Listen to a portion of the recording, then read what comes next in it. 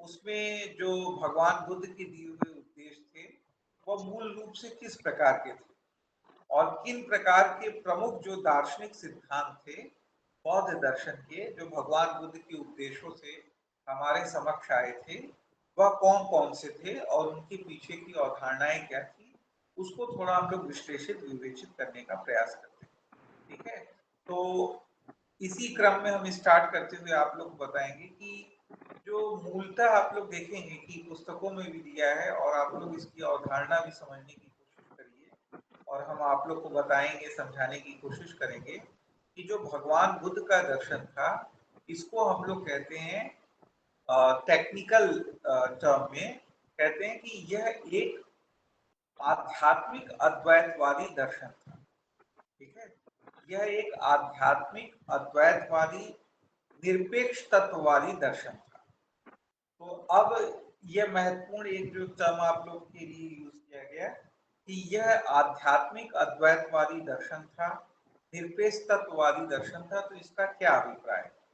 इसका अभिप्राय यह है कि भगवान बुद्ध जिस दर्शन का उपदेश दे रहे थे अपने भिक्षुओं को, वह मूल रूप से यह बता रहे थे कि जो अल्टीमेट रियलिटी है वह अल्टीमेट रियलिटी क्या है, एक ही है। और वह एक अल्टीमेट रियलिटी क्या है? निर्वाण है। परम तत्व क्या है? निर्माण, निर्वाण है। और ये जो परम तत्व निर्माण है उसका स्वरूप क्या है? स्पिरिचुअल है, आध्यात्मिक है। और इसकी व्याख्या जो है, इसका जो विवेचन है वह विवेचन हम अपनी बुद्धि विकल्पों के द्वारा नहीं कर सकते। इसकी व्याख्या जो है हम बुद्धि विकल्पों के माध्यम से नहीं कर सकते। यानी बुद्धि विकल्प जिन तरीकों से चीजों को जानने की कोशिश करती है, सत असत, सत असत, न सत न असत, ये जो बुद्धि विकल्प कोशिश करती है इन कैटेगरीज में बांटकर चीजों को समझने की, हम इन बुद्धि विकल्पों के माध्यम से उस परम तत्व को नहीं जान सकते। यानी जो परम तत्व है वह क्या है? बुद्धि विकल्पातीत है, अनिर्वचनीय। इसका निर्वचन नहीं हो सकता। और इसे कैसे जाना जा सकता है? तो इसे केवल जो है अपरोक्षा अनुभूति से ही जाना जा सकता है। यानी जो अपरोक्षा अनुभूति है हमें, जो हमें निर्वाण प्राप्ति में प्राप्त होती है, जब हम अल्टीमेट रियलिटी निर्वाण को प्राप्त कर रहे होते हैं, तो हमें जो है इस चीज को हम जान पाते हैं कि यह निर्वाण क्या है।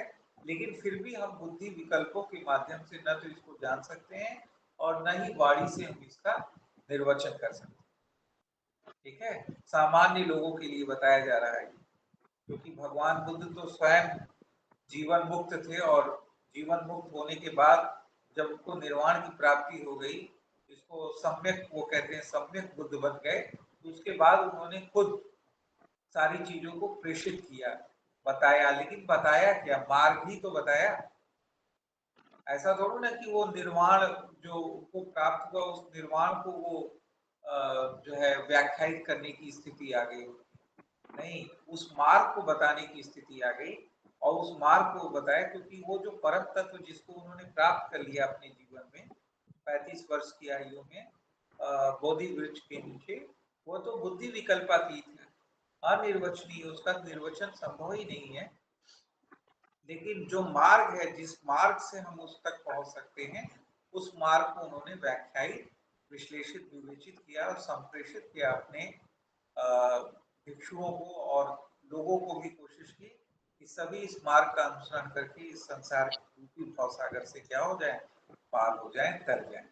तो आप लोग के लिए ये जानना आवश्यक है कि इनका जो दर्शन है वह एक क्या है? आध्यात्मिक अद्वैतवादी निरपेक्ष तत्ववादी दर्शन है। जो परम तत्व है वह एक है। वह परम तत्व क्या है? निर्वाण है, बुद्धि विकल्पातीत है, अनिर्वचनीय है और अपरोक्षानुभूति गम्य है। अपरोक्षानुभूति के द्वारा ही इसको जाना जा सकता है। यह इनका आरंभिक दार्शनिक स्वरूप था जो भगवान बुद्ध के उपदेशों से प्रतिपादित किया गया, इंटरप्रिटेट किया गया। यही मूल इनका दर्शन था।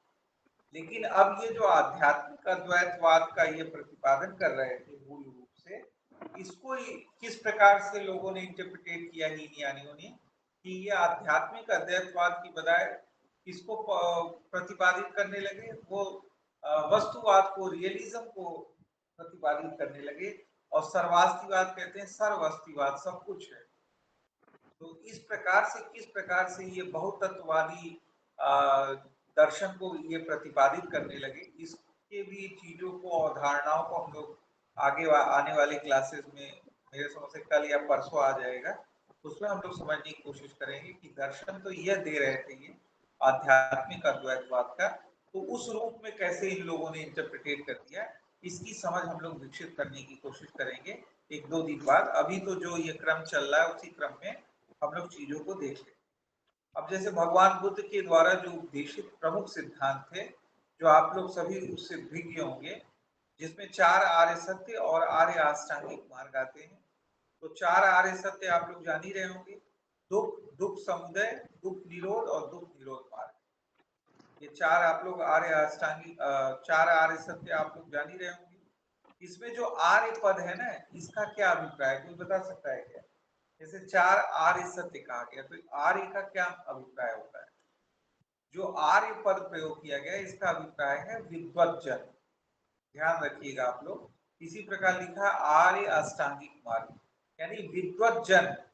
जो विद्वज्जन है वह 4 प्रकार के सत्य को जान रहे होते हैं कि दुख है, दुख समुदय यानी दुख का कारण है, दुख निरोध यानी दुख का निरोध संभव है, और दुख निरोध का मार्ग है। यह 4 आर्य सत्य हैं, यानी विद्वज्जन इन 4 सत्यों को जान रहे होते हैं। इसी प्रकार आर्य अष्टांगिक मार्ग, यानी जो विद्वज्जन है उनके लिए अष्टांगिक मार्ग है, जिसके माध्यम से वो सारी चीजों से निकल सकते हैं। ये जो चक्र है, भाव चक्र है, संसार चक्र है, इससे वो त्राण पा सकते हैं। इसको जान लेने के बाद आजीवित ना सर, आजीवित हो सकते हैं ना, आज क्या हो सकते हैं? आजीवित। अजीवित क्या होता है? सर ये जो इसमें आर्य सत्य में चौथा वाला है, हाँ, दुख निरोध मार्ग। अर्थ यही है ना सर? हाँ, आप बता रहे हैं, बता रहे हैं, समझ नहीं पा रहे हैं, आप क्या करें, हम बता रहे हैं। ओके कहीं सर। पढ़ी होंगी आप तो उसी संदर्भ में बोलिए। तो ये जो आर्य अष्टांगिक मार्ग है, उसको आप लोग इसके क्रम को आप लोग जानिएगा और क्रम को भी याद रखिएगा, क्योंकि आप लोग की यूजीसी नेट जेआरएफ में इसके क्रम को पूछता रहता है। सम्यक दृष्टि, सम्यक संकल्प, सम्यक वाक, सम्यक कर्मान, सम्यक सम्यक आजीव, सम्यक व्यायाम, सम्यक स्मृति और सम्यक समाधि। ठीक है, तो ये आप लोग को याद रखना है, क्रम में याद रखना है। आप लोग से बार बार इसके क्रम को सजाने के लिए पूछता है आप लोग की यूजीसी नेट जेआरएफ। सम्यक दृष्टि, सम्यक संकल्प, और आप लोग के अपने व्यवहारिक जीवन में भी इसकी उपादेयता है, क्योंकि जैसे हम लोग बता रहे थे ना, अस्तित्ववादी दर्शन जब हम लोग कंटेम्परेरी वेस्टर्न फिलॉसफी में पढ़ रहे थे, तो बार बार बौद्धिज्म की चर्चा आ रही थी। तो बौद्धिज्म की चर्चा आ रही थी, इसीलिए आ रही थी क्योंकि इसमें बहुत सारी चीजें ऐसी बताई गई हैं कि जिस प्रकार की समस्याओं से हम अपने आम जीवन में उलझते हैं, उससे त्राण पाने के लिए बड़ा महत्वपूर्ण दृष्टिकोण हो जाता है। तो इसमें क्या बताया जा रहा है आर्य अष्टांगिक मार्ग में, कि सम्यक दृष्टि, सम्यक संकल्प, सम्यक वाक, यानी सम्यक दृष्टि, हमें सम्यक दृष्टि रखनी चाहिए। यानी सम्यक दृष्टि क्या होगी? जो आर्य सत्य, 4 आर्य सत्य हैं, उनकी जो समझ है हमारे लिए, वही समझ क्या है? सम्यक दृष्टि। हमारा संकल्प क्या होना चाहिए? सम्यक होना चाहिए। हमारी वाणी कैसी होनी चाहिए? सम्यक होनी चाहिए। हमारा कर्म कैसा होना चाहिए? सम्यक होना चाहिए। हमें अपनी जो आजीविका अपनानी चाहिए, वो भी क्या होनी चाहिए? सम्यक होना चाहिए। हम सम्यक व्यायाम, मतलब जो ये सारे प्रोसेस कर रहे हैं, इसका बार बार हमें अभ्यास करना चाहिए। अगर हम अभ्यास नहीं करेंगे तो निश्चित ये रहेगी संभावना कि हम अपने मार्ग से क्या होंगे? च्युत हो सकते हैं, हट सकते हैं। इसलिए सम्यक व्यायाम भी आवश्यक है। सम्यक स्मृति, हमें निरंतर इन सारी चीजों की स्मृति होनी चाहिए। अगर ये सारी प्रक्रिया चल रही है तो इसकी चरम परिणति किसमें हो जाएगी? सम्यक समाधि।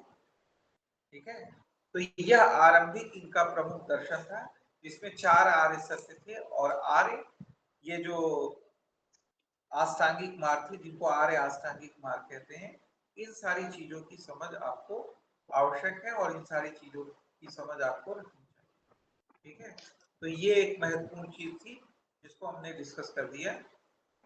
अब इन्हीं जो आर्य अष्टांगिक मार्ग हैं, 8 मार्गों की चर्चा की गई है, इन्हीं के संदर्भ में बौद्ध त्रिरत्न की भी चर्चा आती है। ये भी आप लोग की यूजीसी नेट जेआरएफ में अक्सर पूछता रहता है, ठीक है। यह भी बार बार पूछता रहता है बौद्ध त्रिरत्न। तो इसमें 3 त्रिरत्न आते हैं, प्रज्ञा, शील और समाधि। ये निर्वाण प्राप्ति का मार्ग है बौद्ध त्रिरत्न, जिसको हम लोग कहते हैं प्रज्ञा, शील और समाधि। और ये बौद्ध त्रिरत्न जो प्रज्ञाशील समाधि है, इसी के अंतर्गत आर्य अष्टांगिक मार्ग आते हैं।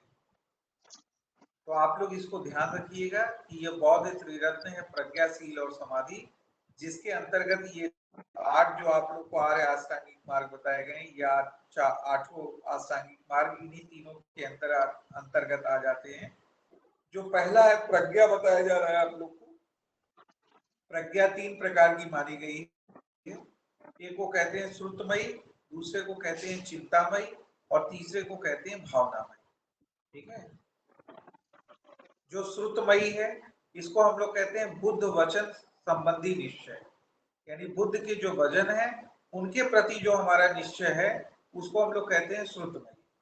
फिर दूसरा है चिंतामयी, मतलब चिंतन से जो हमें निश्चय प्राप्त होता है। जब हम किसी चीज का विश्लेषण विवेचन करते हैं, बौद्धिक चिंतन करते हैं, तो उससे जो निश्चय मिलता है उसको कहते हैं चिंतामयी। और तीसरे को कहते हैं वो भावनामयी, जिसको हम लोग कहते हैं समाधि जन्य प्रज्ञा। यहाँ पर समाधि की प्राप्ति हो जाती है। तो ये बौद्ध त्रिरत्न आप लोग याद रखिएगा, प्रज्ञा, शील और समाधि।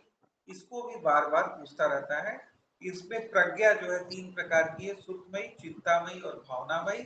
इन तीनों को भी आप लोग ध्यान रखिएगा, यह भी आप लोग को क्रम वगैरह, और इसको बार बार पूछता रहता है। ये सब जो है, जिसको हम लोग कहेंगे कि थ्योरेटिकल है, तो ये बार बार इस फैक्ट वगैरह पूछता रहता है। इसकी अवधारणा क्या है, ये हम साथ साथ आप लोग को बताते जा रहे हैं। इसी प्रकार जो शील है, प्रज्ञा के बाद शील है, इसमें जो समग्र सात्विक कर्म है उनको हम लोग शील के रूप में जानते हैं। और ये भिक्षुओं के लिए और सामान्य जनों के लिए अलग अलग प्रकार के निर्दिष्ट किए गए हैं। तो इसी को पढ़ के हम लोग आज समाप्त कर देते हैं, क्योंकि काफी देर हम लोग जो है अभी खाना वगैरह सब लोग नहीं खाए होंगे, हम भी नहीं खाए हैं। तो इसको हम लोग करके शील में जो देखिए, गृहस्थ और भिक्षुओं दोनों के लिए आप लोग के सेकेंडरी पुस्तकों में भी दिया है, 5 प्रकार के शील, सम्यक सात्विक कर्म निर्देशित किए गए हैं, जो आप लोग जानते होंगे, दोहरा दे रहे हैं। सत्य, अहिंसा, अस्तेय, और जो बार बार हम लोग पढ़ते हैं अपरिग्रह। अपरिग्रह यहाँ नहीं है, बल्कि यहाँ उसकी जगह है मदिरा आदि नशीली वस्तुओं का त्याग, और 5वां ब्रह्मचर्य। तो सत्य, अहिंसा, अस्तेय, मदिरा आदि नशीली वस्तुओं का त्याग और 5वां ब्रह्मचर्य। यह जो है 5 शील हैं, जो गृहस्थों के लिए भी हैं और भिक्षुओं के लिए भी। और इसके अतिरिक्त भिक्षुओं के लिए उल्लेखित अन्य पंचशील हैं। 5 प्रकार के शील और हैं जो केवल भिक्षुओं के लिए हैं। उनको 5 प्रकार के और सात्विक कर्म करने होते हैं। उसमें से पहला है असमय भोजन का त्याग, सुखद शय्या का त्याग, संगीत नृत्य आदि का त्याग, माला धारण करने का त्याग, स्वर्ण रजत आदि का त्याग। अगर कोई भिक्षु है तो इनको इन सब चीजों का त्याग करना होता है। तो आप लोग को लगेगा अरे बड़ा कठोर है, तो आपके लिए बताया नहीं जा रहा है, तो भिक्षुओं के लिए बताया जा रहा है। आपके लिए तो ऊपर वाला है, जो गृहस्थ और भिक्षुओं दोनों के लिए। तो इसमें असमय भोजन का त्याग करना है भिक्षुओं के लिए, जो पंचशील है।